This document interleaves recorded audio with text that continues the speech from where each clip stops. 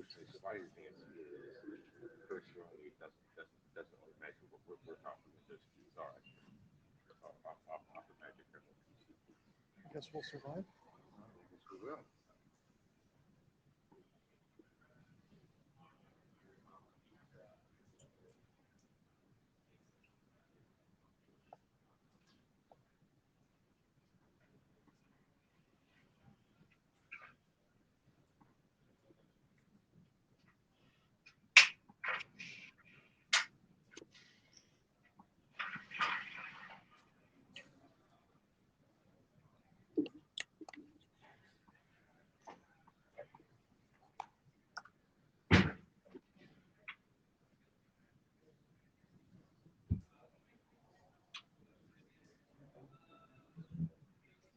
I guess I can watch the jabber from here. Yeah, it'd be good thing to do. I'll watch the Zulu. Did Anna do a mic check? I'm sorry. Did Anna do a mic check? She's asking.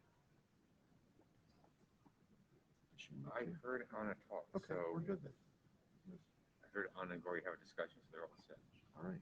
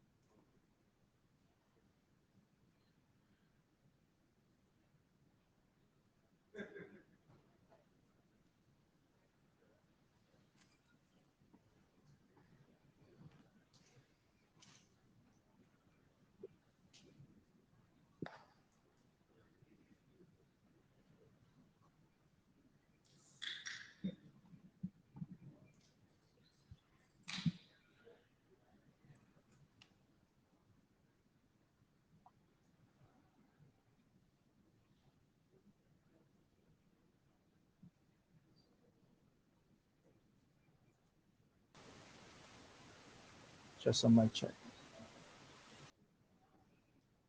Okay, Louis, you're gonna be presenting remote. Yes, I'm going to present the meeting. Okay, and your mic works. Anna, Okay. let's quick check. Does your mic work? Can you hear me? We can hear you. Thank you, Anna. Okay, excellent. Let's do a few more quick checks here. Marcus, MPDCCP, are you here? Yes. Okay, he's waving at us. Thank you. I apologize for what I'm about to do here, but I cannot recognize anybody behind a mask. So we've checked Goring and Anna. They're here. I'm looking at Greg, so he's here. We just checked with Louis. Some of your long-term work group chairs handle that item. The CAN drafts. Peng, are you here? Okay, that's the very last item in the meeting. We'll deal with it and mic checks if and when we get to it.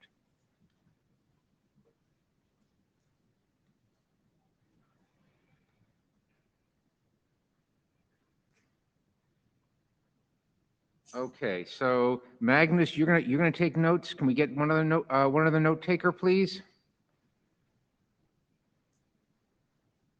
Do I need to start going around those who took seats up at the flat tables and figure out? Thank you, Martin.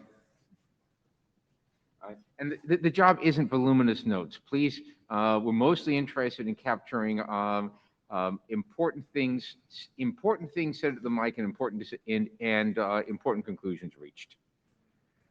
And with that, let's go ahead and get started.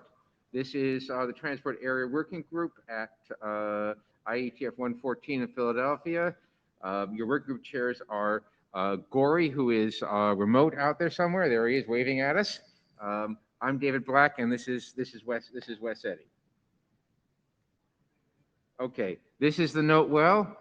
You've seen it before. You'll see it again this week. I'll make sure you've read it at some point. It applies to you. Okay, we have a note taker. In general, folks, the working group runs on reviews of drafts. Please, if you find a working group draft that's interesting, review it, send comments to the list. The authors are almost always grateful. A reminder, in general, if you want a draft brought to the attention of TSVWG, put TSVWG in the name of the draft in the usual place. Meet Echo Mic Cube. Please click the hand icon to join the mic queue and wait to be recognized before clicking your mic icon. You'll notice your work group chair just set a lousy example by not doing that during the mic test. We had good reason for that. Okay, I said earlier, document quality relies on reviews. If you'd like documents you care about reviewed, please review some other documents. UDP options and multipath DCCP are a couple of documents that would benefit from some thorough, detailed reviews at this point. The design work is pretty much complete, and it's time to go over the details and make sure we've got them all right. Okay, accomplishments and status. And as part of this is going to be the updates on working group drafts that don't have a slot on the agenda because we just need to tell you what's going on. Okay, one RFC has been published since IETF114. That's the new SCTP document. Thank you, Michael, for getting through that. We have no drafts to the RFC editor. The L4S drafts have completed IETF last call. There's 3 of them. Issue resolution is in progress. You're seeing it on the list as Bob and the author team respond to the inbound comments that they've received. I think working through the area reviews is going well. Yes, Bob?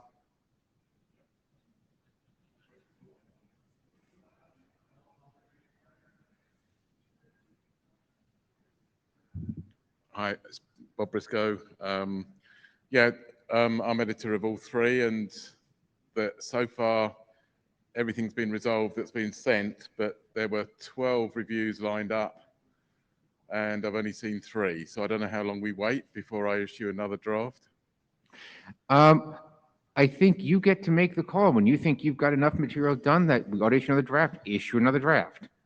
So Ultimately, decision on whether to wait for the reviews rests on which reviews to wait for rests with our AD, who is now nominally responsible for the draft. Okay, I'll have a chat with him. Okay. And I want to say thank you to Valerie Smith-Slav, whose last name I probably just butchered, because I thought the discussion around that security review was a great example of how things ought to happen when there are some solid technical issues raised.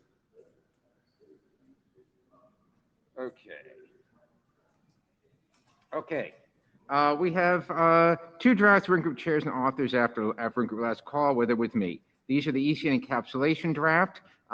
When Bob comes up for air from working on the L4S drafts, we have a little more text to write for one of these drafts. The reframing interaction text is mostly right. We just have a slight problem about making sure it's clear when reframing happens. It's interaction between sections 4.4 and 4.6. Hi, it's Bob Briscoe again. I did come up for air half an hour ago and sent a couple of emails to the list, which you've probably not seen yet. That's correct. Okay, so yeah. You're capable of multitasking. This is really good.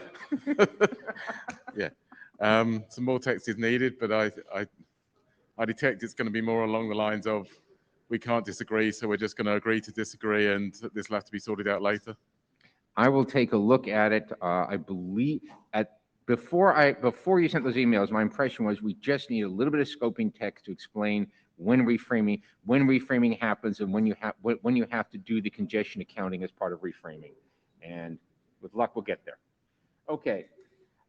One draft just completed working group last call, assigning a new recommended DSCP. That one has an agenda slot. You'll see that shortly. Remaining working group IDs, and this is where we do the low flyby to explain what's going on here. Okay, L4S operational guidance. Greg says that one's in pretty good shape. It says the star here is something I need to update. We took it off the agenda. And it's going to be a living doc. I think we're going to keep it alive for a while as people move forward with hacking on L4S and getting it to work and getting it deployed. Greg. Yeah, I just also wanted to add that it is effectively a living document at this point. So as deployments start and we gain experience, I, as the editor of the document, would love to hear things that the document is missing, some things that we could add to improve to it.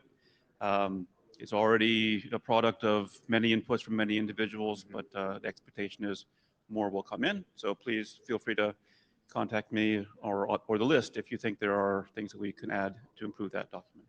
Okay, great, thank you. Non-Q building, NQB, PHB, that will have an agenda slot this afternoon.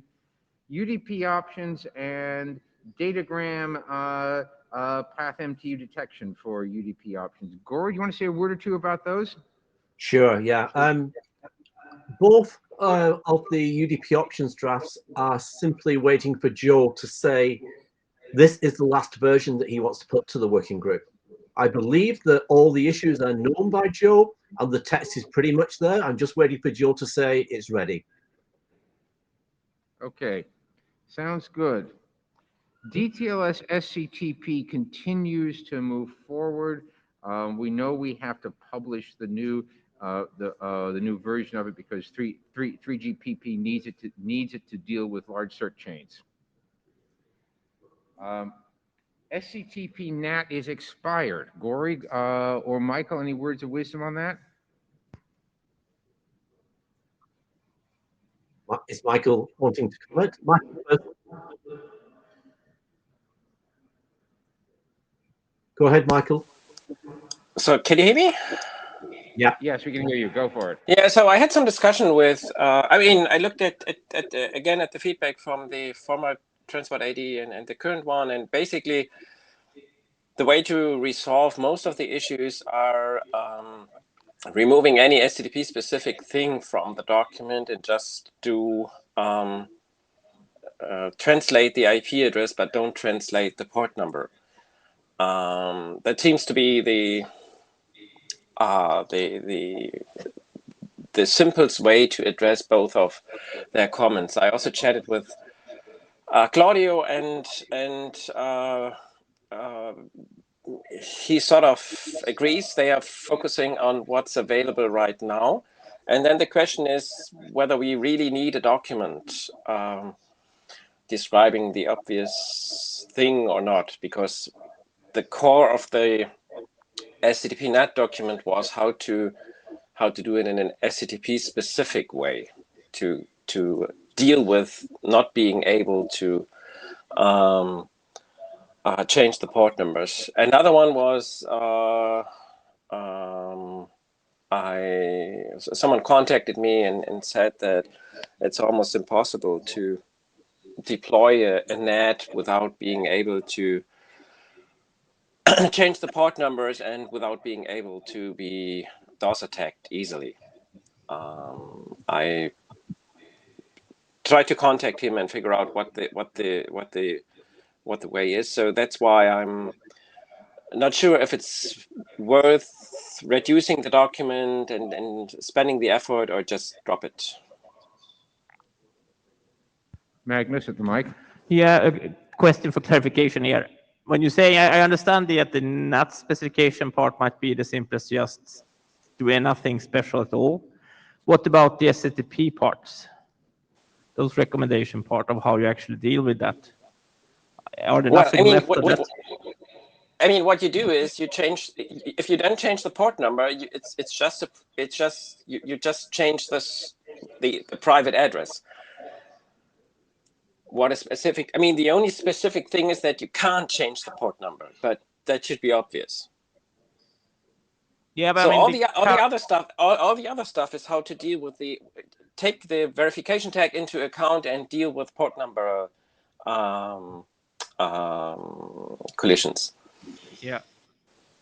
And you said, well, that affects endpoint behavior. That is difficult to implement, and okay.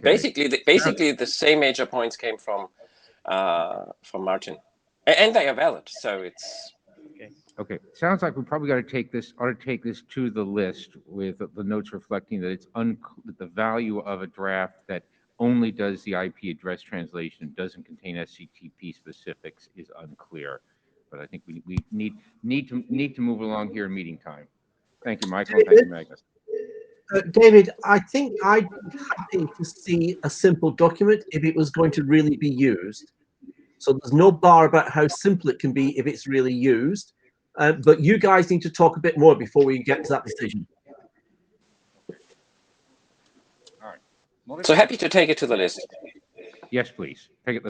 Let's take it to the list and make sure the minutes reflect that the value of the draft is unclear. And I think Gory is heading in a good direction, which is if it's going to get used, we got to document it. But let's make sure we can actually write up something usable.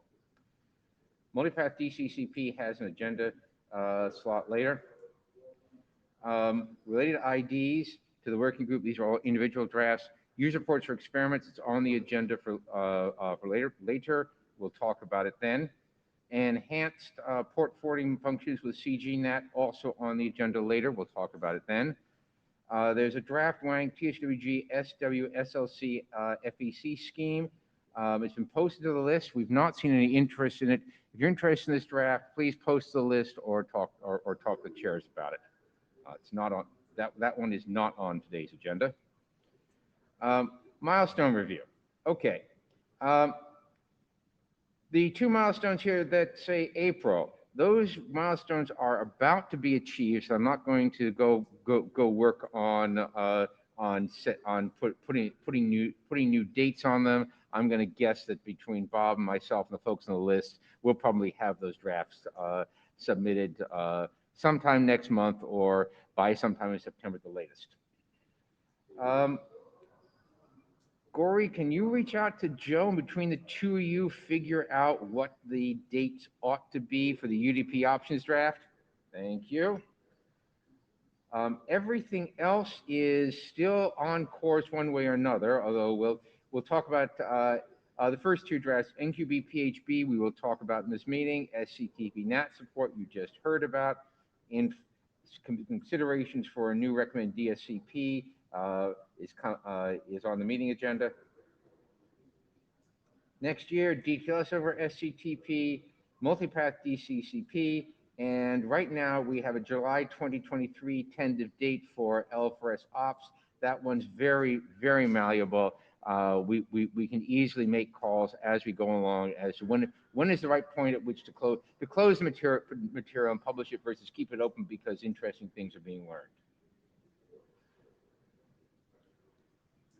Okay, so having done a trip through the working group's program of work, let's go look at the agenda.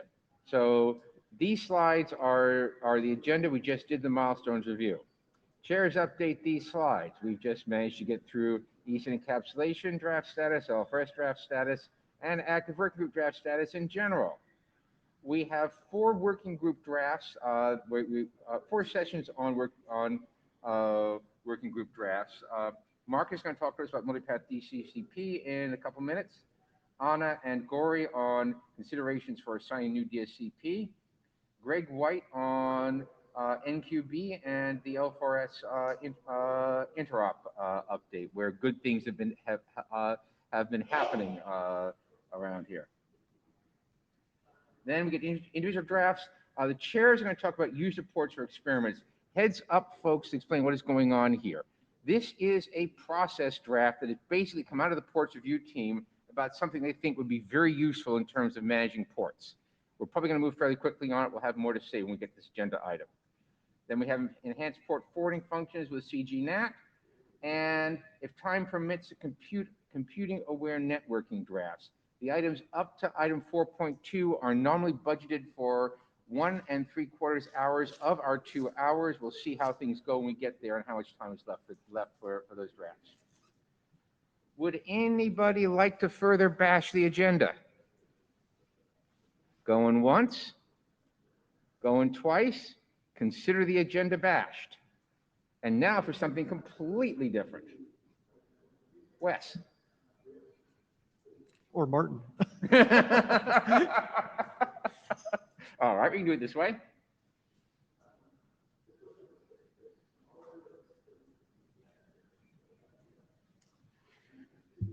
Yeah, Wes Eddy was brought on as Tsvwg chair quite a bit before I became AD, but specifically as a third chair to help with the very administratively intensive L4S process that we're all aware of. Many of you just heard the spiel 45 minutes ago in TSV area, so I guess I could be brief. But Wes, thank you very much for all you did to make that happen. It looks like it's going to be a successful process, and it's out on the internet. Wes, since mission accomplished now, so he's going to step down as TSVWG chair after this meeting. And I'd like to thank you on behalf of the community for everything you did, both there and in really other things. I mean, you weren't just the R4S guy. You certainly lended your expertise to everything going on in the working group, and it's very much appreciated. So thank you very much. Thank you. And to be clear, TSVWG is going to then go to 2 chairs. Okay, and then the rest of what's not yet on this slide is, this is David. I am going to be stepping down as a working group chair after the next meeting in London. So the game plan is that Martin's going to see about finding another working group chair.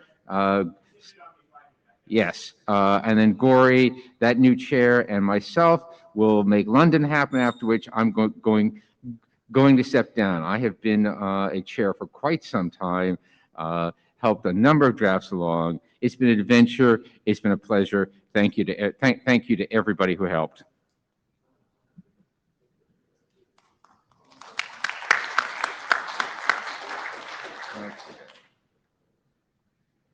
All right, Marcus, I think we're on to you. Let me see if I can make this put your slides up.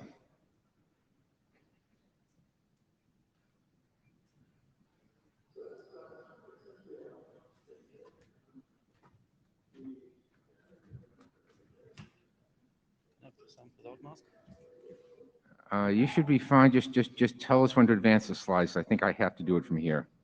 Okay. Yeah. Hello, everyone. Marcus Arment, presenting progress on MPDCCP on behalf of the authors. Next slide, please. Yeah. First, starting with the status update. So what has changed since last IETF? We made a version bump from version 4 to 5. And committed a lot of changes to our GitHub repository where we maintain the multipass DCCP draft. You see at the bottom a link to the full changelog. I think it was more than 100 commits this time. We organized everything as pull requests. A number of pull requests addressed editorial work, as you can see on the top. But we also made a lot of changes regarding our multipath features we have defined for multipath DCCP. That was mainly based on implementation feedback we received. So, for example, redefine the MPRTT age parameter to specify the actuality of the MPRTT measurement, of the RTT measurement we convey in the MPRTT option. We added a new section on closing procedure. So we give a description here, also accompanied by some diagrams. Along with that, we enhanced the MP close definition, including connection and subflow socket states. So we give really in detail some overview to which states the socket moves. We clarify address ID usage. Here I have to admit that we more or less took address ID definition from the MPTCP RFC. So address ID is used, for example, to persist in NUTted environments where original IP addresses are not visible. We extended MP prior definition. That was a long-lasting discussion between the authors, I think, since 2 IETF meetings. The MP prior is a value of 4 bits, where value 0 means a path shall not be used for scheduling purposes. I think prior value 1 is to put a path into standby mode, so it's only used when there's no other path available. And then we have value 2, which defines a secondary path, and from value 3 onwards, we have a primary path definition, and you can use value 3 up to 15 for giving priority information to the scheduling process. We updated IANA section, proposing there multiple things to be registered. So that are MP, the multipass options, a new DCCP reset code we use for closing a multipass DCCP connection, and last but not least, also the key types we use in the MP key during the handshake of a multipass DCCP connection. We enhanced the fallback section, where we also now include version, MP key, and checksum mismatch and its impact on either the MP DCCP connection or individual subflows. Yeah, and the one I think what I would like to highlight here is enhanced description and secured multipass, add address and remove address. So for those of you who are familiar with MP TCP, there's also add address and remove address specified to add new subflows or to remove subflows when interfaces, for example, coming up or going down. Different to MP TCP, I think we secured both add address and remove address, so that only the multipass DCCP client and server are able to generate and exchange those information, and no man in the middle can generate or make use of those options to impact the multipass DCCP connection. Next slide, please.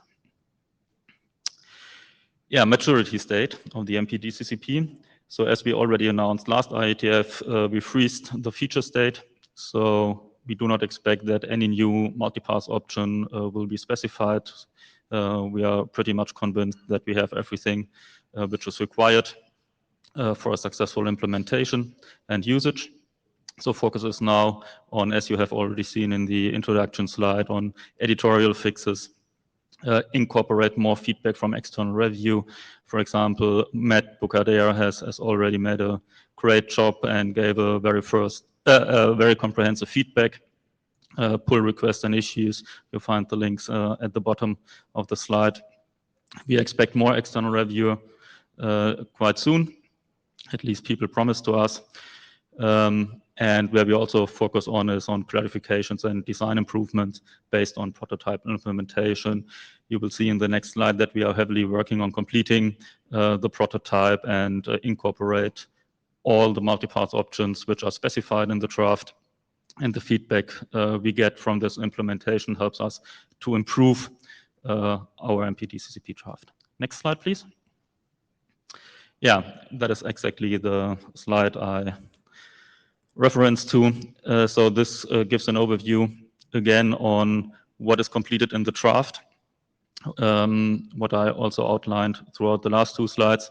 So where we put some focus on this time, so in this current version 5, is to complete MP RTT, add address, remove address, MP prio, but also fallback mechanisms and MP close.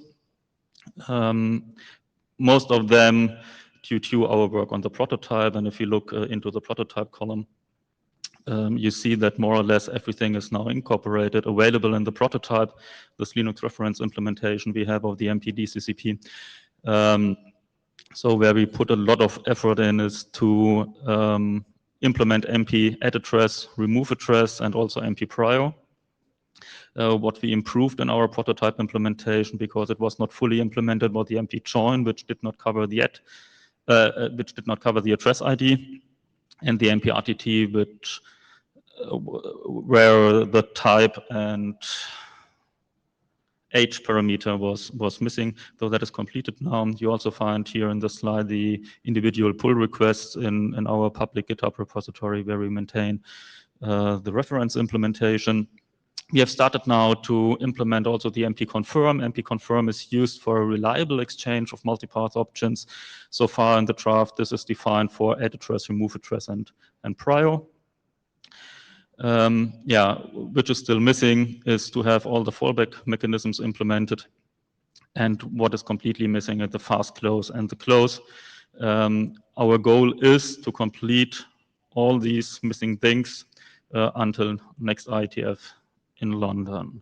Nevertheless, we are happy if someone contributes to our code So all the informations are available in the draft. And we also have a website, multipassdccp.org, where you'll find the relevant information to contribute or to use the MP-DCCP prototype. Next slide, please. Okay. Giving some more status information on the reference implementation, more or less, that is something what I already presented last IETF, but I think it's worth to repeat it here. So the published prototype is for sure providing MP-DCCP as it is specified in the current draft, so the multipath transport protocol itself. On top of this, we also provide some more implementation to make it also usable in other scenarios, so not specifically for DCCP transport, which is for sure the main target, but with the encapsulation framework we provide on top, we are also able to transport non-TCP traffic and make it multipath capable. We have a number of scheduling algorithms available. You see them on the list on the left. We are able to compensate the path latency difference. Imagine you use two paths with different characteristics, in particular different latency, then it's pretty likely that you have to compensate for these latency difference. Here we have implemented reordering mechanisms to deal with that. We have different congestion control algorithms in place. CCID 2 and 3, what we typically use for multipath DCCP, but also a new one, the CCID 5, which adopts BBR principle.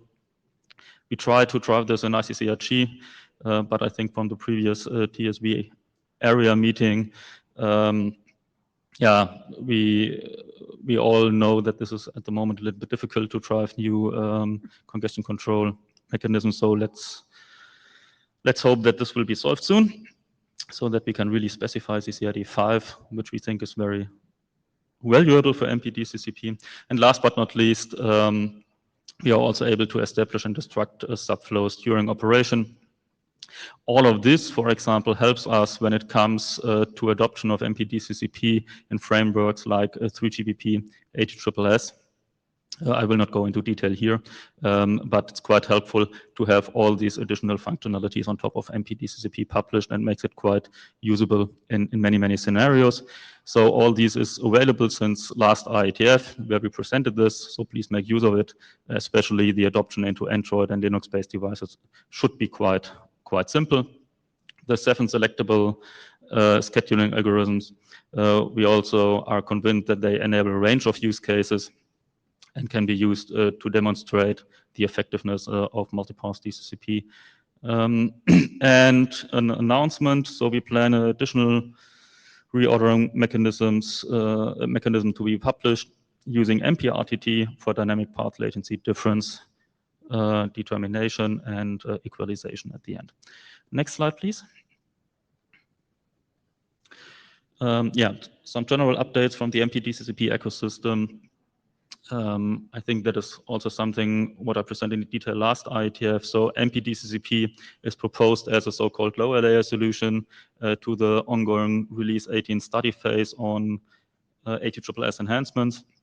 So we matured these lower layer solution, and you find latest update in version 0.2 of the technical report linked here on the slide.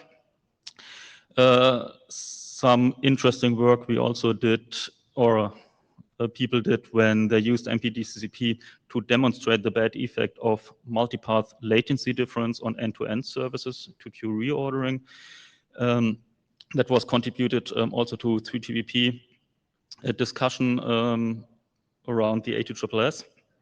So again, if you have multiple links with different characteristics, and you use multipath DCCP or a solution like multipath quick using mask and datagram extension, which is also discussed as an alternative for the ATSSS, then you have this challenge of having packet scrambling introduced when you simultaneously use a path with different latencies. That's quite bad for the application or end-to-end services using tunneled multipath. and we were able to prove that in-network reordering mechanisms are required, so probably something what has to be specified in Tsvwg. So MPDCCP prototype was used for that. A number of results are available. We will present those results during ICCRG slot on Thursday.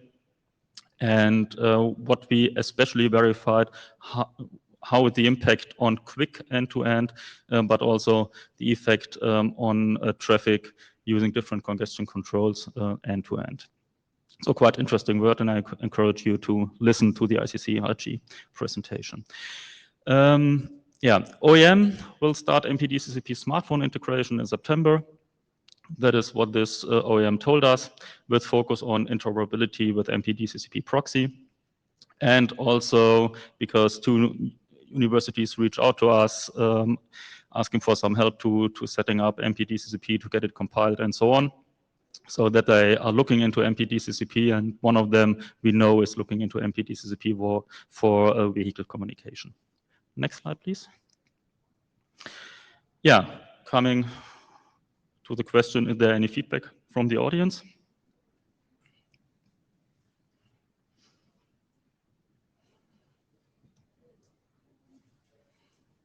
Any questions? So if there's no question at the moment, maybe I have a question to the... okay, Gori, go ahead, please. Go, Gori. Well, I was going to try and answer the question on the slide, which I think probably goes to the working group chairs. The charter, I think, says July 23. That's the target. If we can beat the target, I'm okay with this. So let's talk after this meeting about how mature these are and where we've seen reviews, and we can start working group last call when we are ready, which might well be IETF114 if all the things are right. Okay, thank you. I mean, this is David as working group chair. I'm noticing that the whole discussion is now at a much more detailed. These smaller things are getting done. We think we've got the graph functionally complete. So yes, I think it is getting very close to the point at which working group last call makes a lot of sense. Okay, thanks. Any other comments? Okay. Hang on a minute. I need to look at my cheat sheet. DSCP, Anna and Gori.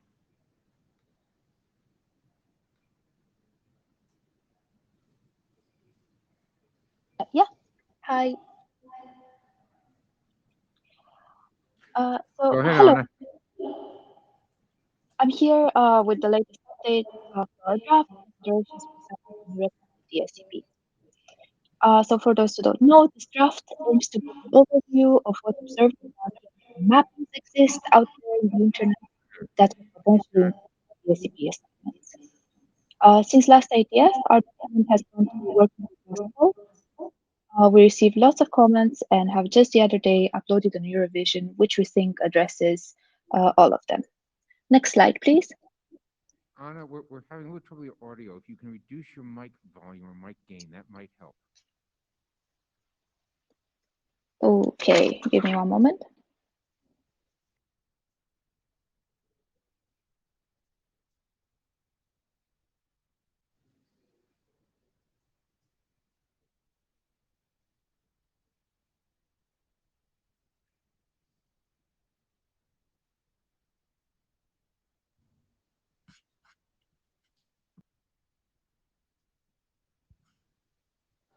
Hi, can you hear me now? Is it any better? Oh, that's much better and much clearer. Thank you. Thank you. Perfect. Sorry about that. Right. So thank you to all the people who reviewed, in particular Rudiger Geib, who's raised many issues. The two major issues we had were that the document was not clear in its scope and intended audience. So we clarified that it is not intended for application developers who want to choose a DSCP, but rather for the IETF and IESG when dealing with a request for a new DSCP.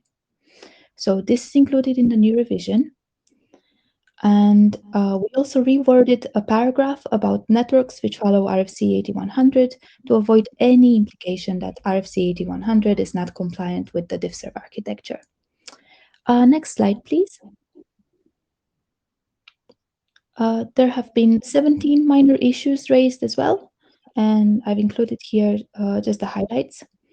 We made extensive use of the word pathology to describe observed remarking behavior, but there was a slight medical implication here that there's something wrong with this remarking, which is not the case. So now we use just observed remarking behavior instead of pathology. Similarly, we mentioned non-diffserv aware routers when what we meant was non-diffserv aware remarking, and that's now reflected in the text. We now also cite RFC 3086 in connection to diffserv domains, and we've made sure to distinguish between diffserv nodes and diffserv domains as well in the text. Then we've incorporated some text from Rudiger on mappings specified by mobile and MPLS standards, and now those sections are a bit more in depth. And finally, we're now referencing the right RFCs in connection to network control traffic and also wherever we use the term service class, as the term was already defined in a couple of other RFCs. So the issues that I'm presenting here are not exhaustive, but you can see all of them on the GitHub page for the draft. All of them are editorial changes, language and reference clarifications. Next slide, please. So while we were looking at some of the older RFCs that we reference in the text, we found some interesting text here in RFC 4594. It describes a local use for code points that have the three most significant bits 0 and end in 1. So in decimal, that means code points 1, 3, 5, and 7. This local use, as I understand it, was proposed for networks that used IP precedence, I think because of concerns around the code running equipment at the time.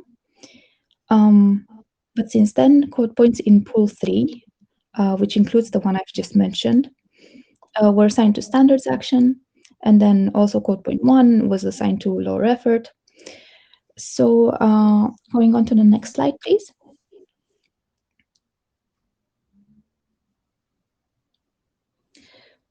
Here's a question for everybody here. We want to add a footnote that mentions and describes, essentially reflects this text. So here is the proposed text that we have on this slide. It mentions this local use described in RFC 4594. Is there anything here that you see that you object to with regards to this text? If so, just let me know at the end of the slide deck. I'll go back to this one.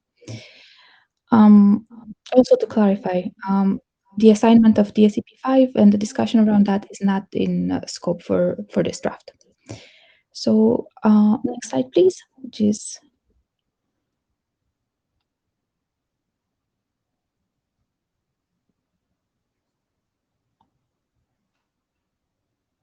just the final slide to say the new revision has been uploaded. Check it out. If there are any issues or comments, we welcome them either on the mailing list or here's a GitHub link where you can submit them. And thank you for your time. We can go back one slide so that the text that we were just proposing is in focus, and then I'm very happy to take any sort of comments or questions or anything else. Thank you. So this is David.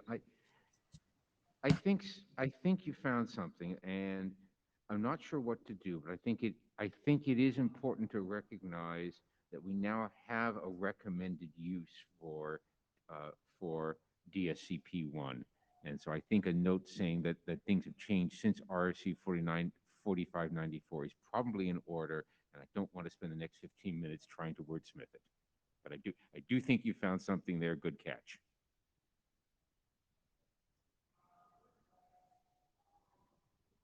Okay, then I guess we'll work with the document shepherd to include this text in the RFC. Welcome in the draft. Thank you. Okay. Bob at the mic, and then Jonathan. Bob.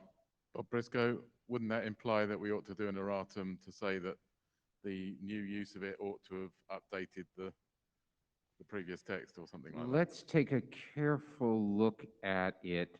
Um, taking the lid off of RFC 4594 might, in some ways, might be taking the lid off Pandora's box. Let's make sure we think very carefully about what we want to accomplish before going there. Jonathan and then Martin. Right. Looking at the quoted part of 4594, it seems as though this behavior of remarking to 01 might actually be compatible with the current use as the least effort code point. But I would need to read that in more detail to be absolutely sure about that.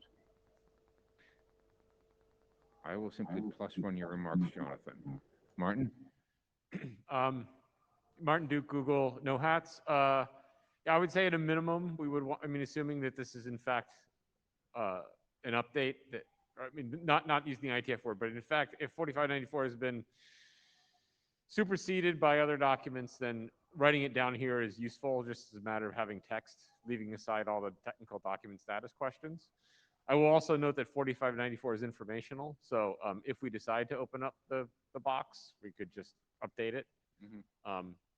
Yeah, and help clarify things. I'm just more concerned that one of the things I definitely do not want to do is announce that any and all modification, 4594 is over, any and all modifications, this draft is going to do it. I think that would be a major mistake. So I want to proceed with great care here, make sure we understand what has to be done and do it and do approximately the minimum necessary. And Gory. Yeah, my question simply to our document shepherd. Are we just going to try and take inputs here and then wrap the document up? Is the working group last call heading towards completion? Yeah, it sounds like we need to address this one question and then confirm that all the working group last call comments are addressed for some short amount of time, and then we'll be able to forward to the AD. Thank you. I don't know how soon, if I step down and I can change the working group shepherd to David. Gory is conflicted, so. Yes, it will have to be me. Okay. Okay, Martin. So I'm sorry, just to belabor the point a little more about 4594, like, I agree is not in scope to like revise the way that DSCP works in any way in this draft. That said, if there's a discrepancy and we can just update it with like 4 lines of text, does that really open Pandora's box? What you proposed is well aligned with what I have in mind. Figure out what is a small amount of text we need to write to get consistency of 4594 with the current state of diff serve and declare victory. All right, I think we're in agreement. Thanks.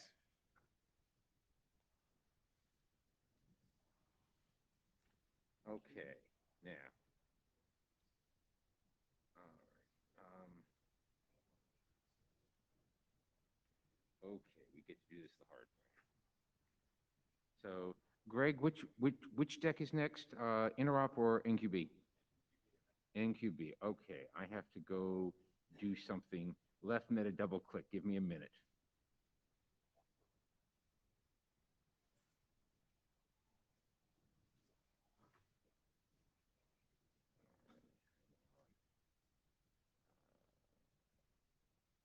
There, here, and do that. Yes.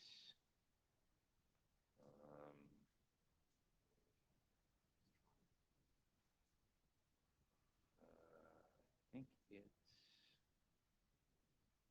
I'm not sure which screen it is. Hang on. Hang on.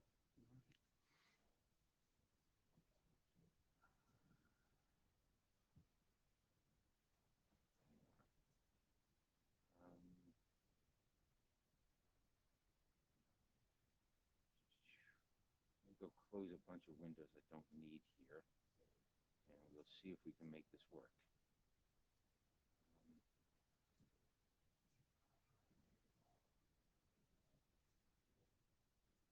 Nope, it's not that one. It might be that one. Hang on.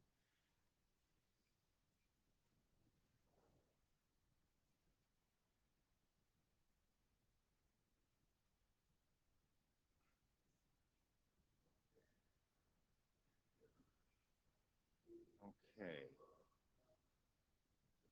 Bingo. All right. Great. I think we got it working. All right. Now, Thank you're you. going to have to, now, one of the things unfortunately has happened as a result of this is the left-handed double click means I can't watch the queue. So Wes, you're going to have to watch the queue. I see Mike Hurd in the queue. You want to say something quickly, Mike?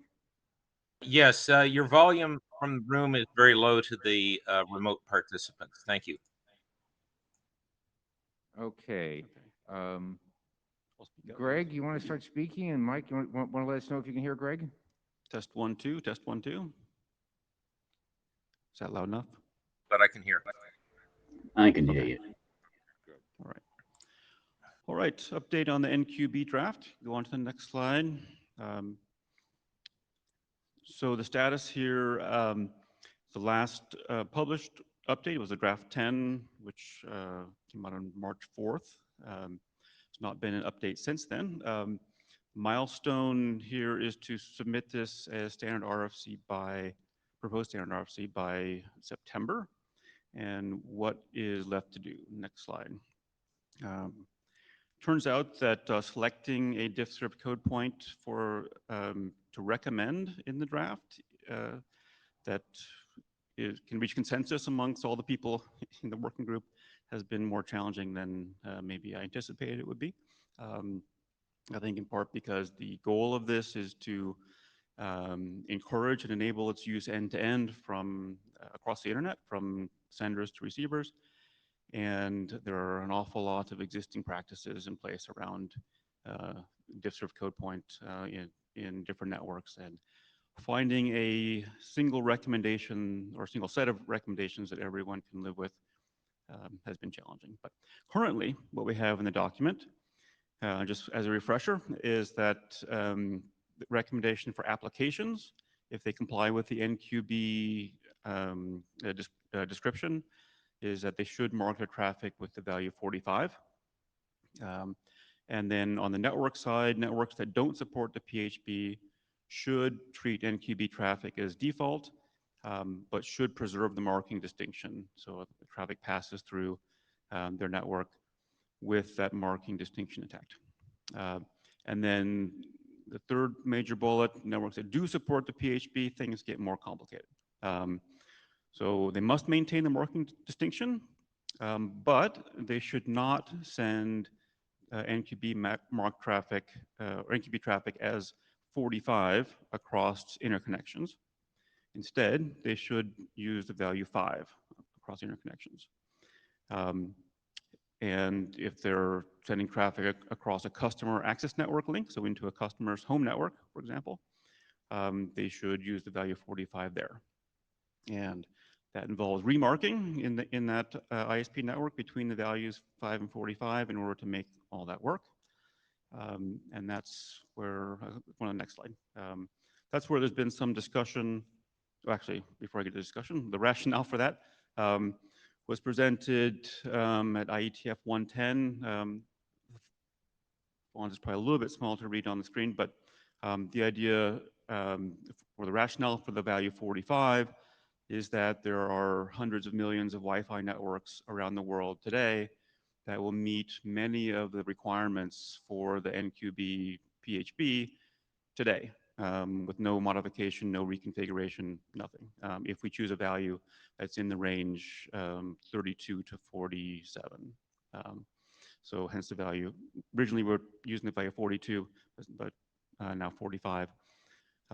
That is a significant incentive for adoption of this marking, that there are networks around the world that today will go a long ways towards providing NQB treatment for packets that are marked with a value in that range, the value of 45. And since, and that's again talking about Wi-Fi links, applications that are running on Wi-Fi clients, there is no opportunity for a network operator to remark that traffic from when the application generates it until it crosses the Wi-Fi link in many cases. So, so that's a very valuable property to have for the application recommendation. That again, it will get NQB treatment more or less, and on many networks. Now, the rationale for the value 5 came about maybe, I guess it was right before IETF114 must have been, that there's at least one network, one transit network, large network, that that network operator said, hey, if you want us to carry traffic across our network, treat it as default and not remark it, maintain your marking distinction, not bleach it effectively, it would make our lives a whole lot easier if you chose a value between 1 and 7. And so it seemed that meeting that middle requirement on the previous slide of networks that don't support the PHB, carrying it through with the marking distinction intact would be advantaged by choosing this value 5. So we came up with this compromise of 5 at the core, 45 at the edge, and the requirement on the ISP in between to do that remarking. All right, now next slide. So the comments recently on the list and also some off-list discussion point out that there are folks that are not so happy with that recommendation or set of recommendations. First, there's an interest in ensuring that end-to-end traversal of unmodified DSCP remains RFC compliant. So in other words, this draft is the first draft in the RFC series that would effectively recommend that all networks that want to support it do remarking. Whereas previously a network that just passed diff-serve code points through end-to-end would be complying with all RFCs. So, so that's one concern. Second one is an interest in just minimizing the complexity. Some networks have said, hey, it doesn't matter to us, this value 5 or 1 to 7, why can't we just keep it 45 all the way? In particular, a lot of ISP networks peer directly with application providers, and so there's not a lot of traffic that's going across multiple networks, going across transit networks, and it's unclear really what percentage of transit networks would prefer that value 1 through 7 to begin with. So why can't ISPs just use 45 end-to-end and make that the recommendation? For others, again, using the value 5 would make their lives easier, and receiving traffic already pre-marked by 5 into their network would make them happy. Sarah, comment? Yeah, so I'm sorry, I'm behind on the list, so maybe this was covered there, but so marking 40, so the naive and stupid way to remark is just to bleach 3 bits, right? And do we have like, are there provisions against that in the draft? And if so, do we think that's realistic given what we know about the community? I didn't quite catch the last part of that question. And assuming that the draft is like, well, let me put it this way. I think the draft should say, thou shalt not just do this for everything greater than, what is that, 8, to just bleach these bits. Like actually check for 45 and replace it with 5 and vice versa, not like apply a broader filter. I think that would be wise. But secondly, like based on our knowledge of the community, if we write that down, will that actually be observed? Or by setting this up, are we just going to create bleachers that ruin everything? Yeah, well, the draft definitely does not recommend just bleaching the top 3 bits for all district code points. It specifically talks about mapping 45 to 5. As to whether defining that in this draft encourages the other behavior, I'm not sure if I could predict.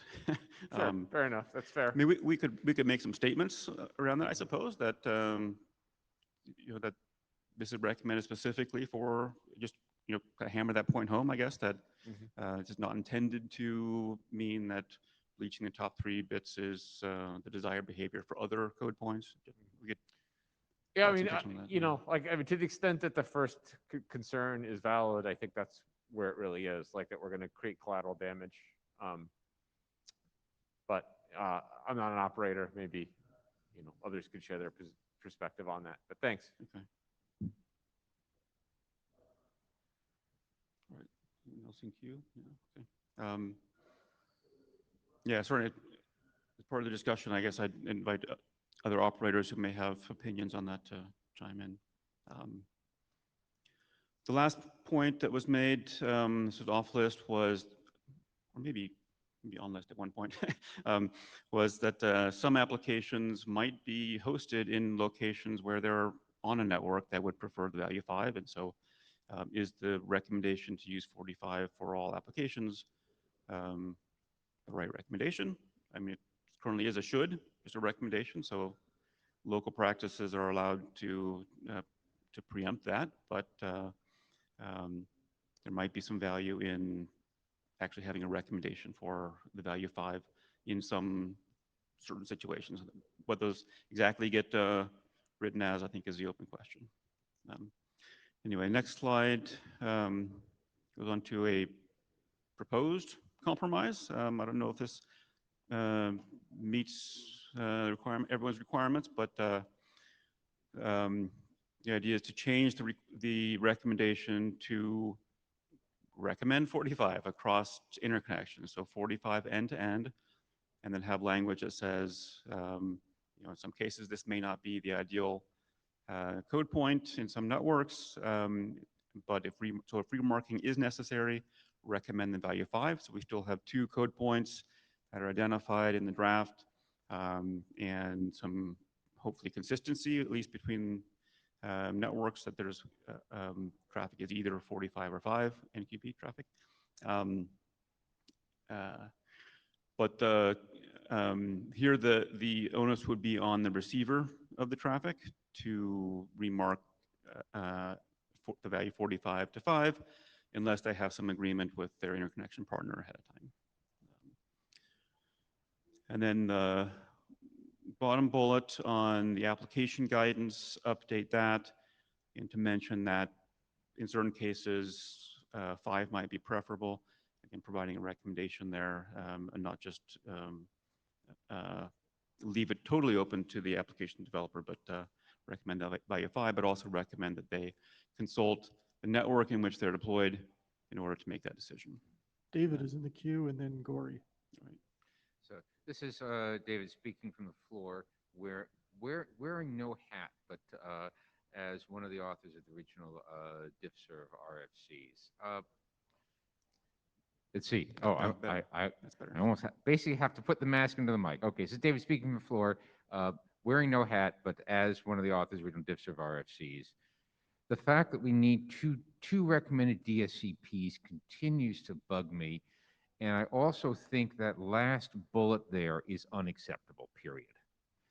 And so I guess I go back and start wondering about, so what are we trying to do here and how did we arrive here? This started out as, let's provide a PHB for traffic that is effectively default, but doesn't build a queue, and therefore we can handle that separately. Right. So far, so good. Then along comes Wi-Fi. And we can't do that on Wi-Fi, at least as I understand, not without completely changing all the Wi-Fi deployed gear. So in order to make this work over Wi-Fi, we have to do something else. And 45 and the mapping into ACVI is not default on Wi-Fi. It's something else. Right. And I guess what I'm wondering is, given what we discovered on Wi-Fi and the importance is working right on Wi-Fi, should we go back and rethink this and say maybe equivalence to default was not the right goal for this? The right goal for this was to carry the NQB traffic identified as NQB and assign it separate priority and resources where needed, for example, Wi-Fi. But right now, I think what's on this slide is a fudge, and I would like to see something architecturally clearer and cleaner. And I originally tried in the list to say, gee, can we just use 5 everywhere? And the answer is no, has no chance working on Wi-Fi. So now I'm effectively asking, can we effectively use 45 everywhere and work through the consequences of the resulting design change? Because I will admit that this is a design change to where the PHB design started. Yeah. I think, and I don't expect an immediate answer because I put you right on the spot, Well- up on stage in front of us. So it might be that this is I've said my piece and we need to think about it and bash it on the list. But something is still bothering me very much architecturally about this situation. I think I would argue for the recommendations still being or continue to be that the NQB traffic is treated at the same priority as default, as the preferred behavior. Maybe we could soften that to say in some networks where this is difficult and feasible, some pick your word, it's okay to treat it with higher priority and blah, blah, blah, some protection of that. Right? The idea here is not to create a high priority path, right? It's to create a path for sparse applications that would like not to be subjected to latency caused by Cuban. Right? We should have a discussion in more detail on the list because the glass half empty view of that is independent of what the original goals may have been. This does not work on Wi-Fi and hence does not work at all unless you create the high priority path, at least there, raising the question of should we admit that the right thing to do is high priority path everywhere? Yeah, well, to say it doesn't work on Wi-Fi is a little bit strong. I mean, it's the default behavior of existing Wi-Fi gear to put it in high priority queue. But with some configuration changes, most Wi-Fi access points can map the value 45 into best effort. Some of them with code changes, some of the more recent ones, you can actually create a separate queue in best effort and map the traffic there. So yeah, it's more the existing Wi-Fi unmodified where the high priority aspect sits. So Let's go to Gordy. Yeah, I was going to say thank you ever so much with sticking at this. What I see here with no chair hat on is definitely much better than what we had last time we talked about this. Using 45 everywhere and allowing 5 as a difference within a particular diff serve domain seems a much more straightforward solution to this than the original one we had. So this looks promising. Thanks for working on it. My question would be, has Rudiger seen this particular flavor of combinations? Can we channel him a little bit, because I know he's not able to join the session at the moment, and he's played a good part in it. Do you have any feeling about what his sensitivity might be on this current proposal?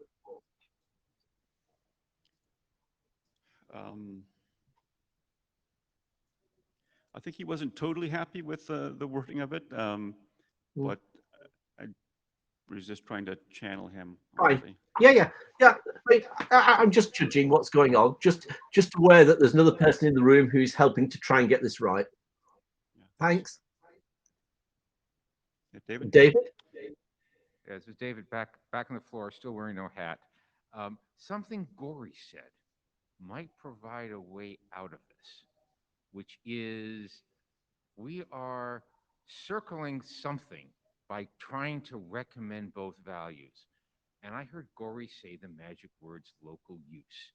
If we recommended 45 and then discussed the necessity in some networks of local use of a different DSCP, which is completely consistent with the DiffServ architecture and doesn't require us to ask IANA to do anything. And then discuss that perhaps 5 could be that local, somewhere in there, fitting this into the notion of local use, and a network operator can use DSCPs other than 0 for anything they want it for, might get us something considerably cleaner and acceptable. Mm-hmm. Okay. Yeah, we'd have to square on what local use mean with an IANA assigned port, but we could assign it for that particular purpose of local use, and we would be able to do the various things. Good thing to drill into, I think. Yeah, I mean, so Gary, I don't think I agree with when you went for defining it, but I think the DiffServ concept of local use and being able to do whatever the operator needs to do with DSCPs in her own domain might provide us a way out of this maze. Yeah, and yeah. Let's continue to discuss this. And my comment on Rudiger is simply to say that if you really are interested in this, please join in and send comments to Greg. Join in the discussion. There's a lot of discussion going around this. It's not just Greg coming up with a new solution each time. And I'm sure we'll get there pretty soon.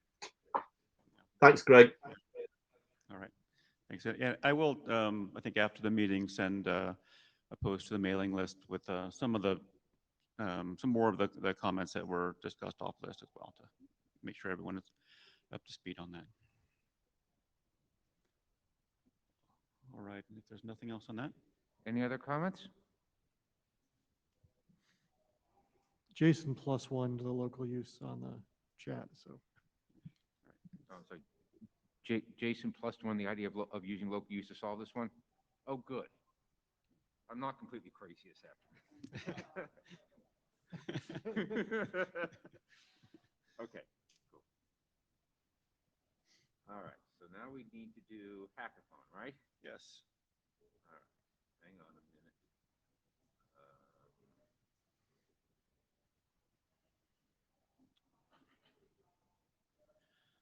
All right, so for those of you who attended the conclusion of the hackathon yesterday, these slides will look very familiar. I had intended to include a lot more new data that we've collected today, but time kind of got away from me. We were working on. We'll take late breaking news any way we can get it. Yeah, so I did do some updates, but the graphs will look pretty familiar if you've seen them before. So this was the first L4S interoperability event that brought together a bunch of different implementations of L4S and both network equipment as well as congestion control implementations and TCP receivers that can feed back using the accurate ECN functionality. So the drafts, everyone in this room is probably familiar with those already. The 3 L4S drafts, which have completed IETF last call, as well as the accurate ECN draft, those ones we've been testing in the hackathon. And I guess the last part, everyone here probably is familiar with that too. Involves the sender, the bottleneck, the receiver. Next slide. So our plan, so the hackathon, strictly speaking, was just Saturday, Sunday. We came in Friday afternoon to begin setup. We have quite a bit of equipment. If you haven't gone into the hackathon room, I encourage you to take a look over there. Actually, this evening, after this session, is the hack demo happy hour. And so please come over to Liberty A, 2 doors down. Take a look at we've got 5 tables set up kind of in the front of the room with all sorts of gear stacked up on them. Cable equipment, Wi-Fi equipment, some network emulators, and a bunch of clients. But you won't see directly in the room, but right outside the room in the back are 2 large racks of equipment that are the cable CMTS equipment, the head-end equipment that implements L4S as well. So in terms of the plan, yes, we were there Saturday, Sunday, working on testing. We've been there this morning testing and collecting more data, and we continue tomorrow. So we'll be there all day tomorrow, continuing different permutations of gear and combinations of equipment, et cetera, et cetera. Next slide. In terms of the implementations that we've got on the congestion control side and the sender side, we have the Apple Quick Prog implementation, TCP Prog, Google's BBRV2, NVIDIA's GeForce Now, which is a proprietary UDP implementation, and Nokia's real-time Prog, which is integrated with their codec directly. On the marketing feedback side, we've got a couple of quick implementations, Pico Quick and Apple Quick, and doing interoperability testing there. And 2 TCP implementations that do accurate ECN, one from Google, one from FreeBSD, and then the NVIDIA GeForce Now client. Next slide. On the bottleneck link implementations, we have 7 of those that are there at the hackathon. 4 of them are low latency DOCSIS, 2 cable modem chipsets that's doing the L4S functionality in the upstream direction, and then 2 CMTS implementations that are doing it in the downstream direction.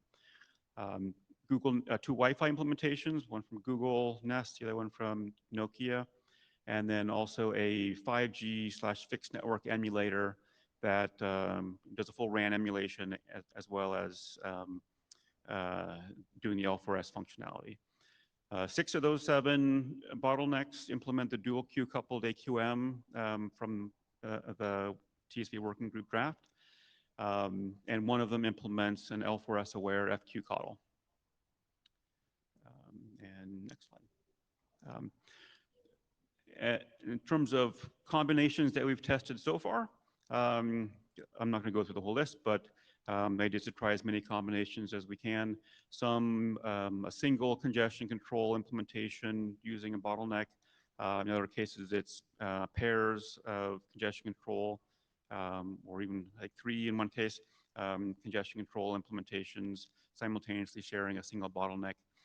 Each of these, there are all sorts of different configurations of, particularly the DOCSIS, traffic rates, whether queue protection is on or off, marking thresholds and things like that that we've been testing and looking at results on that.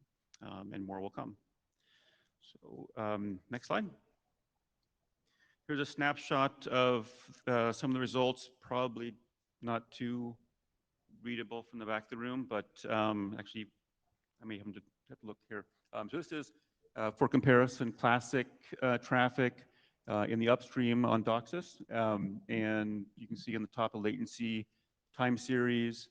And on the left in the middle, the CCDF of packet latency, and on the bottom is the throughput time series.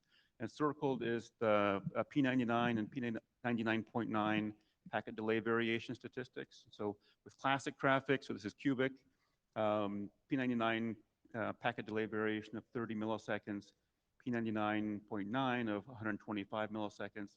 And then next slide. Okay, we'll go to the next slide. Things to pay most attention to, because there's a lot of detail on these slides. Pay attention to the CDF on the left side of the slide, and pay attention to the blue circled stats on the right side of the slide.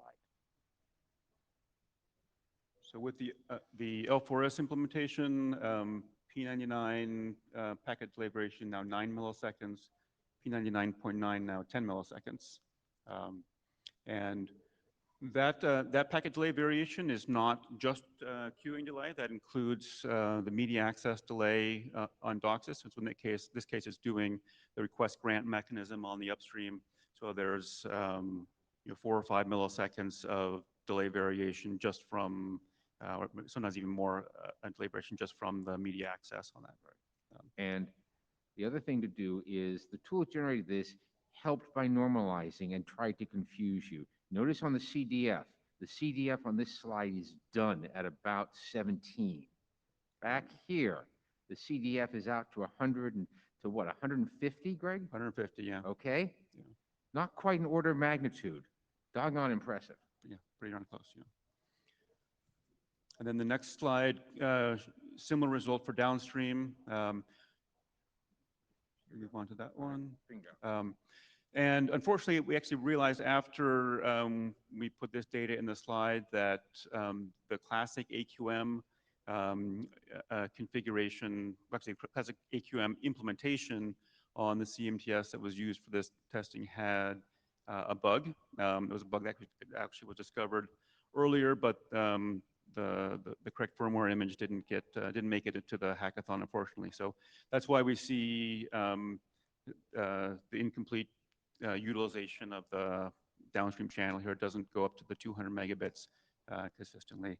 There was quite a lot of packet loss at the beginning, which kind of tanked the classic TCP performance. But on the latency side, that made the latency actually pretty good for the classic flow after that initial startup because it was underutilizing the link. But still, we see 99th percentile PDV of 55 milliseconds and P99.9 of 96 milliseconds compared to, next slide, with L4S, P99 packet delay variation of 1.1 milliseconds and P99.9 packet delay variation of 7.8 milliseconds. So, and again, and great throughput as well. So, just one snapshot of kind of work in progress. Obviously, a lot of testing going on in different conditions. These were some graphs that we pulled out as being kind of nice illustrations. So, in terms of the participating organizations, so 15 different organizations participating that brought gear or implementations of congestion control and or otherwise facilitating the testing. And then the next slide, number of people involved, 32 folks altogether who've been involved in the testing. So definitely a success. And we started having discussions about next steps, potentially another Introp event at London. I think it's a TBD, but if there's sufficient interest, we'll try to organize one there. Any questions or comments? Can we have a round of applause for all the people who did the hard work on this? Yeah, thanks. Yeah.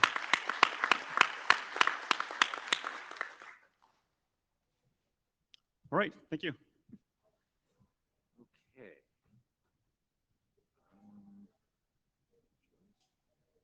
Yes, my cheat sheet says we're not the user ports for experimentation draft. So, okay. Wes has decided to pretend to be Joe, and I think we've talked to the AD, and we think we know what we want to do with this. Okay, but first we probably explain what it is before we explain what's going to happen to it. Yeah, so Joe is on vacation and he didn't want to spend his vacation in Philadelphia with us. So I'm going to represent the document for him. And it's a 4-page document. You can probably skim through it yourself just as fast as I can survey it. But the essence of it is that it's asking for 2 ports to be assigned for experiments from the space of user ports. The reason being there are already ports assigned for experiments in the system range, but that doesn't work for everyone because you may need root access on some systems in order to use those ports. Whereas the dynamic ports also don't work for some people because those can be blocked by firewall policies in some places. So getting some ports from the user port range for experimentation is felt by the ports team, which I work on with Joe, to be a pretty helpful thing because a lot of times when people have these protocols, they come and ask for port assignments, even though they might not be ready to deploy widely. And so the typical response that we give them is to try to use dynamic ports. And if that isn't going to work for them, then we don't have any kind of place like the user ports that we can send them to use some experimental ports without needing a IANA assignment. So that's really all there is to this, just asking for 2 more ports to be assigned for experiments. And there's one extra bit that's of interest in terms of answering the question of how do you avoid conflicting use of those 2 ports. And there Joe has basically borrowed the idea that we have in the TCP experimental options of having a 32-bit experiment ID that you can get first come, first serve. So nothing really required there in order to get an experiment ID allocated from IANA. And you can use those as a way to put a cookie into your packets and or magic number into your packets, and basically not have collisions of different experiments using those two port numbers. So that's all there is to this. Lars. Lars. Hi, Lars Eggert. So you stick those 32-bit values into a TCP option, I assume, right? So it's, to be blunt, it's not my draft, but I actually, in reading it, had the same kind of question about how specifically to use those 32-bit values, because you could think it might need to work differently for UDP, for TCP, for other protocols. So I think that's something that Joe probably needs to address more deeply. Okay, so I'm wondering if you stick him for TCP, if you stick him to a TCP option, and you already couldn't use, dynamic ports because they didn't go through your firewall. I wonder if that firewall lets like unknown options through.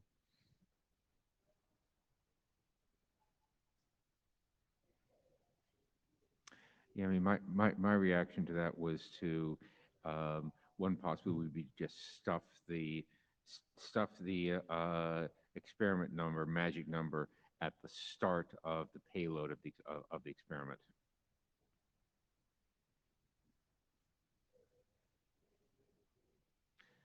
Mike is in the queue. Go ahead.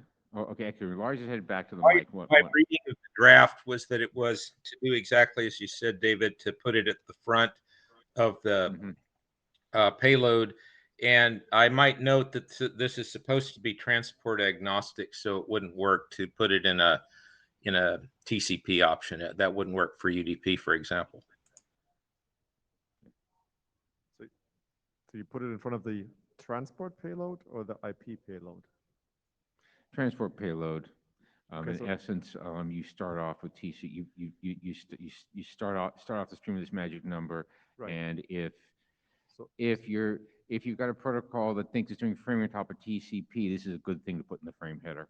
So that means you can't experiment with stuff that is a library or something, right? Because if you don't control the byte stream directly, you can't put the number there. So I guess I'm sort of wondering about the usefulness of the number because it limits some experiments. Is there an option to not do that and just use the port?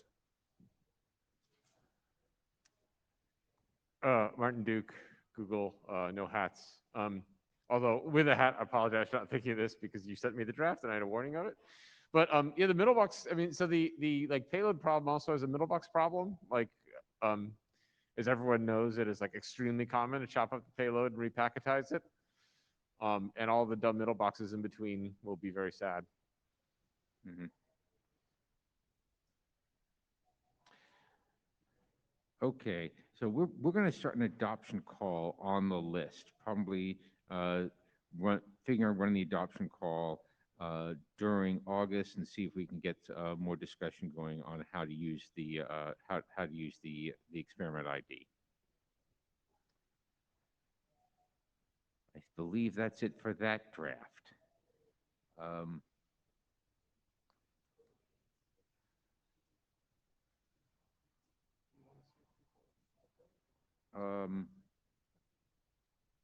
Sure, why not? Can I see show of hands? How many people have actually? Let me get the slides back up. One thing at a time. Okay. This draft. Raise your hand in the room or on the list if you've read this draft. I see maybe 5 people in the room have read the draft. Maybe. I have one person with a hand on his head. I can't tell whether it's raised or resting. And so, okay. I think we need to run the adoption call on the list, and we have more discussion of appropriate use of the experiment number, magic number, cookie, whatever on the list.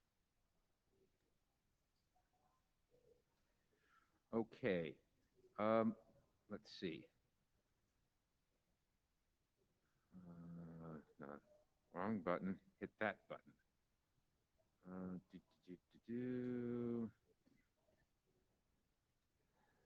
Lewis, are you online for port forwarding, enhanced port forwarding with CGNAT? Yes. Yes. Can you hear me? Yes, we can. Go for it. Are you going to control the slide for me? I mean, you flip the slide for me, right? Yes, I will advance the slide. Just say next slide, you get next slide. Thank you. Thank you. So my name is Louis Chen. Today, actually, I'm going to I'll give you a kind of, a draft which solving a trouble which we have in NAT444 situations. And this is a long-standing problem for wherever TCP. If you want to do a P2P connections with TCP, you'll face some trouble when you do a CGNet or NAT444. Next slide, please. Okay, so the problem statement actually is, well, when we have the NAT44 or NAT444 with RFC 5128, it provides a method to set up a P2P connections behind any NATs, even CGNet. However, it only usually works for UDP because it uses a kind of a method called hole punching. But for TCP, this is a very low success rate. So normally, I didn't see people, the commercial product, they're using TCP for this kind of hole punching. Usually they use UDP. I think a lot of I see some game console, they only use UDP for the hole punching. And the problem with hole punching is they need a common third-party server. That means the both side need a common third-party servers to exchange the informations. That become a limiting factors for this one to work. So the solution actually is, I hope it to, even under CGNet situations, that means NAT444, you can host a service behind all these things, NAT, and even the HTTP service or SSH or SFTP, doesn't matter. But of course, it's not port 80 or 443, that kind of ports. But it will host a service just like that, and you can create an incoming P2P connections, either TCP or UDP in this case. Next slide. So this is the how a hole punching is working. So from the PC1, you connect to RG and CGNet, and there's a NAT444 in this case. And then from PC2, if you want to have inbound connections to trust the PC1. So today, the only working mechanism is the hole punching. Hole punching UDP hole punching has a high success rate, but it really depends on two things. First of all, they need a common server to exchange the information so that they can punch the hole at the same time. That means there's a timing between the PC1 and PC2 send the traffic across the other side to punch a hole. And also, because of this one, the limitation, PC1, PC2, and common server, usually they belongs to the same entity. For example, it's a webcam server, it's a webcam kind of PC1. The PC2 is a software, and then the common server actually is operated by that webcam kind of providers. So in this case, in this diagram, because of the CGNet and RG in this diagram, it's difficult for TCP to actually being successfully punching, because the synchronization and also the time kind of synchronizations, and also the kind of some CGNet implementations or the RG implementations. So the TCP usually very low rate in this case. So here I'm trying to solve this problem with the next one. So next slide, please. So this is the kind of function I implemented in the CGNet. Very simple. It is just allow a kind of TCP UDP incoming connections. The only thing is just a knob actually. Just do not change one of the destination ports when it's going incoming, which I'm going to illustrate in the kind of diagram in the next slide. And it allows actually the chain of forwarding of the same destination port from the CGNet to RG and hence to the end device. Next slide. May I give you kind of a demonstrations on that one? Next slide, please. So this is actually a kind of lab I've testing this one. So it's under NAT444. If you see this one, there's a PC1, and then between PC1 and RG, which is the home gateway, you have the network is 192.168.20.0. And then between the RG and CGNet, you have a 1.0, 92.168.10, right? That networks. And then you have the public range, which is here, the public range, the port range is assigned for this particular RG. So the public address here is 201.1.1.10, and the port range assigned is 1024 to 1055. So usually the how the PC1 allocated the port, you're using UPnP or NAT-PnP from RG, and okay, I reserve the port over there, either TCP or UDP port there, and then it will the port will forwarding to the PC1. That is normal operations. Here I add an additional procedures is I need it to detect what port it can be used. So for example, here in PC1, it will send a kind of detection via third-party stun servers. There's a lot of stun server in the network right and in the internet right now. You just detect using a stun server. It will tell you about, okay, now you are using this IP address, public IP address, and then the port number is 1024. Okay. Once you know that 1024 is available port, then you actually using UPnP, step 2 using UPnP to reserve 1024 this port in the RG. So anything send it 1024 for the PC1. And then in CGNet here, this is something, the new function, the knob I need to implement is whenever it sees some incoming connections, the 1024 that port, I mean the port number, actually assign that to that RG, or I mean the range of the port, right? It won't modify. It will just keeping the port at this, not change in this case, because there will be other sections actually created under CGNet. You just make sure that this port number will not change for incoming, right? And then from a PC2 here, it original packet sending trust this public IP address 201.1.1.10, which is going trust the CGNet, and then with the destination port is 1024, which is TCP port, for example. And it will be actually going trust the EIPF, which is the CGNet, and with the EIPF functions, this one will unchange the port. Okay, usually the port will change because of CGNet functions, but this port now isn't changed. When 1024 port actually reach the RG, okay, this 1024 just using just normal kind of port forwarding, right? Just a UPnP, it will forward the PC1. So in this case, PC2 can connect to PC1 with a TCP in this case. So it can be HTTP, it can be any kind of TCP services. It also can work for UDP as well. So this is a very simple, easy method to actually make it work under CGNet as well. Because right now, wherever we have CGNet, this kind of hole punching become a lot of troubles, and a lot like BT is not working actually. I mean, PC1 want to see something is not working today. I mean, because it's under two nets actually. So next slide. Sorry, could I ask a question? Yes, please.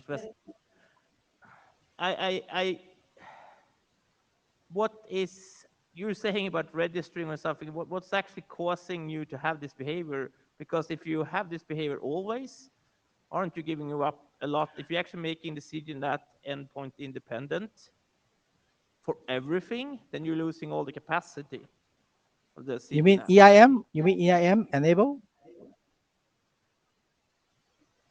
Do you mean EIN enable, or how does the CGNet know that it should have this behavior? You turn on the knob actually, saying that for this this address range or this user, whenever assigned from this IP pool or whatever, it will have this behavior. That means it will allowing incoming connection when you see that, okay, there is unknown connections, unknown sections arriving in the CGNet, and that's pointing to tossing to RG that directions. Then it allow the sections, it create the sections like this way.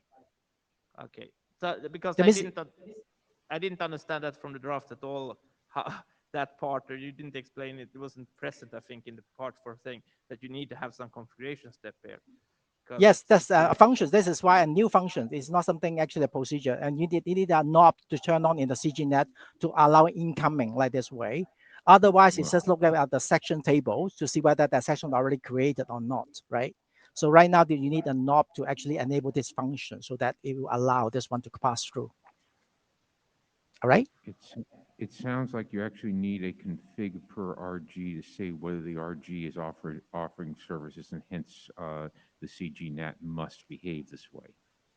The RG do not need to have. I mean, this is normal RG. Any RG today will have the UPnP supported. It has EIM supported as well. If you look at the RFC, those are previous RFC. That's called function called EIM, endpoint independent mapping.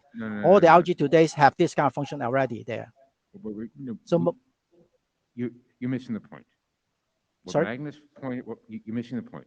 What Magnus pointed out is that there is a current CGNAT behavior, which is shown on this slide, differs from that current behavior.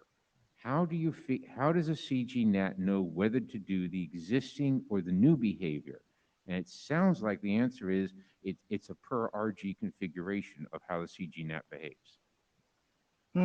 Not really. Okay. So, first of all, the RG is independent, right? RG working so long as support EIM, it will work. The problem actually is CGNAT, how they implement it. So if the CGNAT implement in a way that it is following the RFC with the EIM, all these functions, okay, it's easily turn a knob on and then enable these functions, which I call EIPF, and that will work. The RG, no need, because I tested in lab already. Myself, I use different DDVRT or OpenDRT, the kind of open source, it works. Yeah, Okay. I understand it works as long as you put the CGNAT in the endpoint independent behavior. The problem is that no CGNAT will run in the endpoint independent behavior, because then you lose the whole point of actually being able to run sessions, because your address usage will be no, horrendous. endpoint behavior is usually for outbound. Okay, from PC1 out going to PC2, that direction, say EIM, right? Right. This is the outbound corrections. It's called EIM. But now I'm talking about inbound direction from PC2 to PC1. Then the new function is called EIPF. That is different directions. But I mean, either this is no filtering or I don't quite understand the story, but let's go on. Yes, I think maybe, there's a lab can demo that one actually. But I think I don't have time to do a lab demo here, right? So you can verify this one. Okay, next slide, please. Sorry, next slide. So basically, I mean, there's a difference between I mean, you have a public IP address, the RG point of view, right? From RG point of view, you have all the usable ports from the 0 or 1 to actually 65K. But usually with CGNAT today, there's usually pop-up allocations. That means you allocate a certain port range for a particular private IP address. You specify a range, for example. Depends on the port range, right? Around that one, and sometimes the port range may be even single port, right? So, but doesn't matter for this kind of the draft. I don't care whether it's a PBA, a port range, or a single port. You can have multiple discrete port allocated is also fine, because I can just repeat the procedures to allocate different ports. For example, this is 1024, maybe 8,000, then now next one 9,000. So long as the behavior is correct behaviors actually. So here it just try to in here, if 1024 to 1055, then it's actually picking up one of the port within this range, and then we detect one of the port and then just allocate that port to itself, right? So now CGNet actually constantly allocate TCP port and UDP port same range to the same private IP address. Next slide. This is the last slide. That means for the service provider, the CGNet provider, there is another things that I put in the draft, say that, okay, you can let the user or the RG, okay, to use a HTTP kind of method to retrieve the IP, the public IP and then the port, or the public IP and then the port range. So here I use a very simple URL kind of things. Just using HTTP, you can integrate it in your software in the RG, okay, to get the port range, or you can use in the web browser in your PC just to get your public IP address and then the port range. Today it's easy to get a public IP address, but you cannot get the port number actually present in the public, the networks. For example, this port, maybe you can use it for BT, okay? This public IP address and the port number you can use for BT, and the manually enter into your games or the BT software. You can do it like this way, okay? So this end of the slide. Any questions? Dan, go ahead. 6 is not described well in the internet draft.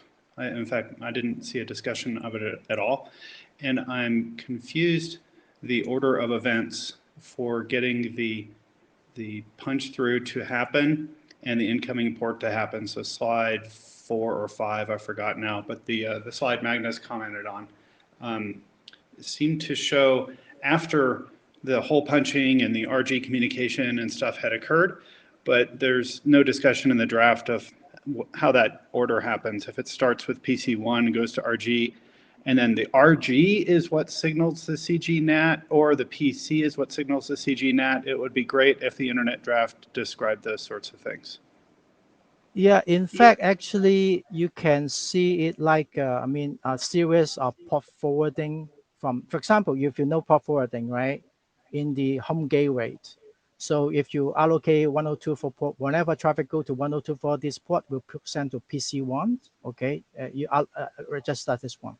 Between RG and CGNet, there's no control plane protocol, there's nothing. So here, the reason why I designed like this way, I don't want any kind of control protocol running between all these entities, PC1, RG, and CGNet. There's no control protocols. That will be make it more scalable in real deployments.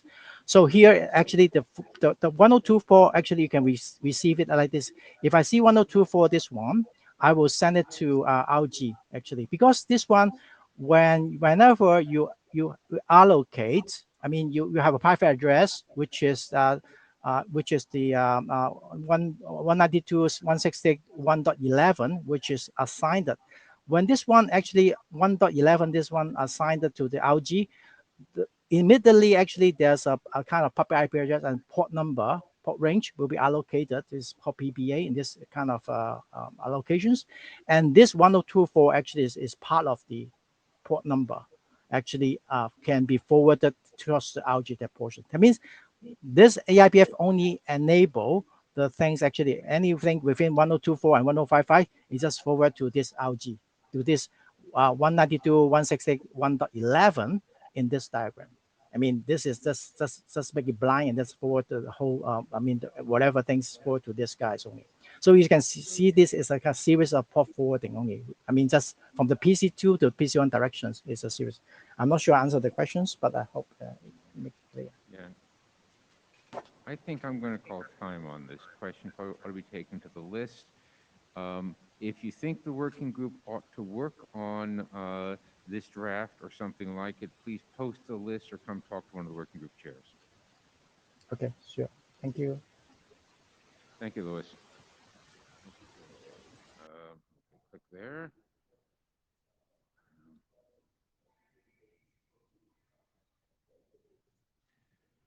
Peng, are you online? Can you hear me? Yes. Keep speaking. Yeah. Thanks. Hello, this is Peng from China Mobile, and it's my pleasure to introduce the work of computing-aware networking. We had camp both in IETF114, and there are some questions related to the upper layer protocol. So that is the reason why I'd like to present this work to see if there is any comments from the WG. Next slide, please. First is motivations. Computing-aware networking aims at computing and network resource optimization by steering traffic to appropriate computing resource, considering not only network metric but also computing resource metrics and service affiliation. It is to solve the problem of the closest is not the best, providing the best user experience of low latency, high reliability, and stable service experience when moving to different areas based on the increasing development of integrated computing and network infrastructure, such as CDN and edge computing. Next slide, please. So in the CAN-BOF, the use case showed the necessity of steering traffic considering more factors besides the network status. And we also analyze the gap with the DNS and the load balance. The DNS was not designed for the dynamic scenarios with fast changes of the service instance. And caching are old, and it should also learn computing status are the additional problems. And the load balancer should also learn about network status. So we also had two potential solutions. One is a dynamic anycast. It's based on the edge routers get the computing metrics and select the service instance. And there's also an on-path load balancer. It uses centralized coordinate with decentralized load balancer and also learned the network status. The conclusion is that the BOF was successful in agreeing that the use cases are important, while the solutions and next hop is not clear. Okay, next slide, please.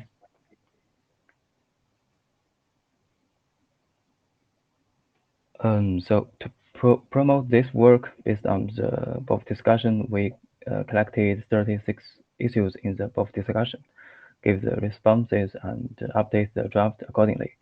And I select some of them that might be have the relationship with upper layer protocol.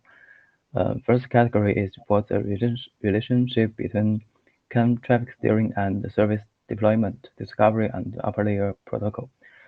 Here we got answer is that the whole process includes service deployment, discovery, and traffic steering, and CAN assumes the service have been deployed and discovered in multi-edge sites, aiming at traffic steering. On the one hand, CAN should coordinate with upper layer for service deployment and discovery. On the other hand, the computing metrics collection in CAN will also benefit them. And the second issue is about the relation between CAN and Auto. So Auto solves the problem of service instance selection as an off-path solution, such as it is like the DNS and load balance, replies for the applications or service before traffic deliver might not be optimal or valid after the handover.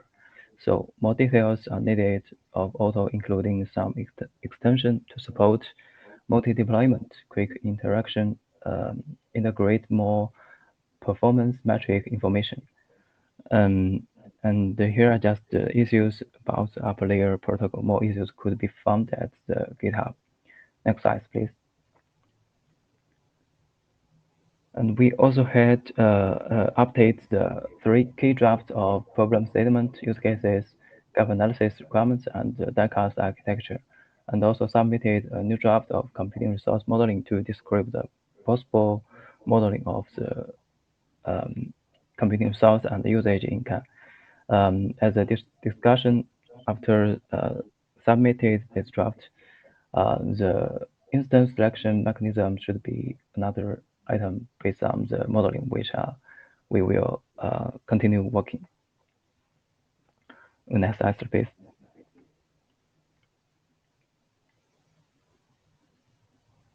So the next step is refine the draft, and we also welcome anyone interested in the work or give some comments for both of the network and the draft. Thanks. Gory, go ahead. Yeah, I saw this work appear in the proceedings of the last meetings, and it looked like a routing area. Most of the issues appear to be routing related, So what is it specifically you're asking the transport people to do? Where's the transport part of this problem? Yes, we had other issues such as maybe the service deployment or service discovery for this not requiring a very low latency response. So may use upper layer protocol because we get the issues from the community. So we'd like to clarify the work and also find more comments from the layer 4. Okay, I didn't get from that what you wanted the transport area to do. I enjoyed your talk, so if you want to follow up on list, I think that would be a great conversation on the mailing list. Yeah, thanks.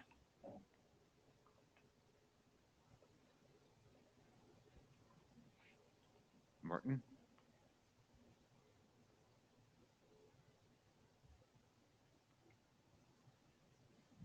So I think in my understanding of thinking of this is, Peng was told to go get some feedback from the transport area, and he's doing that. It is true that Alto is a transport area. I'm not sure there are a lot of Alto proponents in the room, unfortunately. As the responsible AD for Alto, I will say that I think there are a few concerns on how that's going, and there's certainly similarities. There's a fair amount of concern about the speed at which you want to do these updates. And the other issue with Alto is that it has not really been deployed very much. And I think, I personally would like to see some assurance that we're not going down that same road again and doing another application level Pathfinder that no one deploys. So I think on your first slide you had use cases are important, and that's certainly the case. This is not a research project that somebody actually wants to deploy this at scale to real users. Thanks. Yeah, thanks. We have addressed some relationship with autos in the gap analysis draft, and I think it might be keep opening for more discussion. And the discussion also copied to the auto mailing list. Yeah, thanks. Let's see, Tanji, go ahead. Yes, Kenji from China Mobile also. Peng is my colleague. So I can answer the question from Martin about some use case about the things. Actually, this is some sort of real scenario for us. And also, if you attend the big 5G in the past May, there's a tier 1 provider talk about a similar concept. It's like a BYOD. Some compute will be provided by the mobile operator itself, or you even can bring your BYOD such that they put together and use this type of concept to select the best thing out of. So it's real. You can go back to big 5G to listen. So it's a real thing. Thank you. Dirk, go ahead. Yeah, hi, sorry, finally unmuted.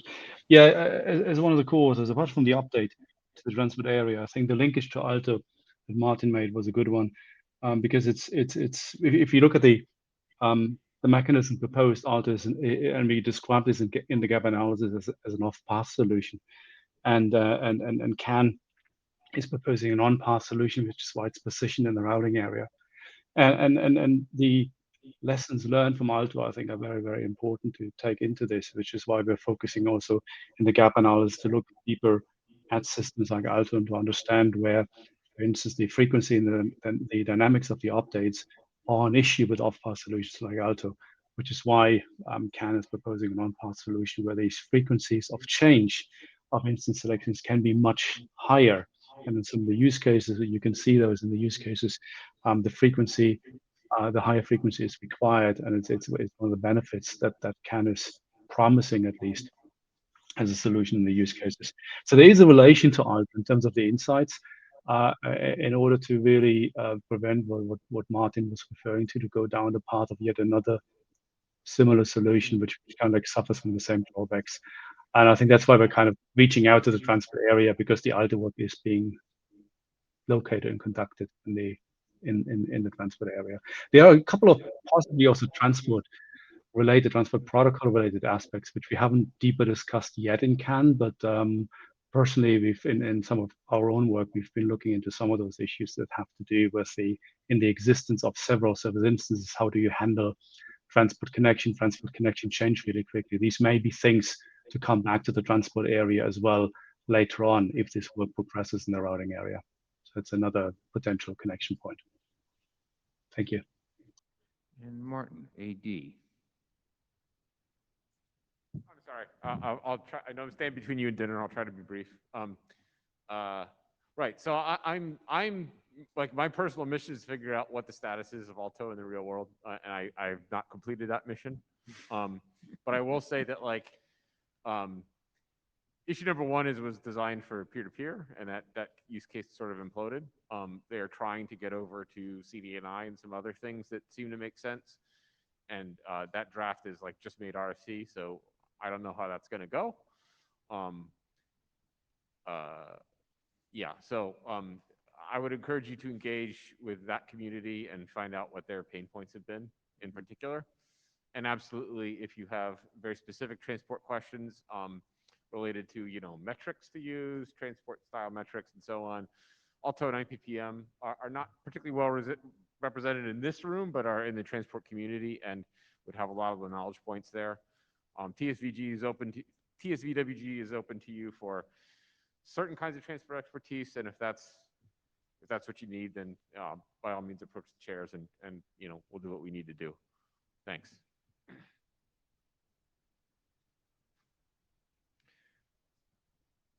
Any other comments or questions?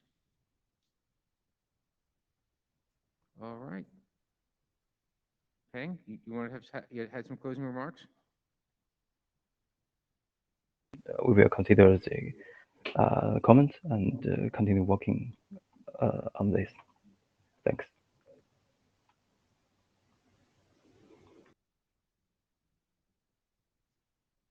Okay. And with that, I think we're done. And on time. What a concept. Thank you all very much. See you in London.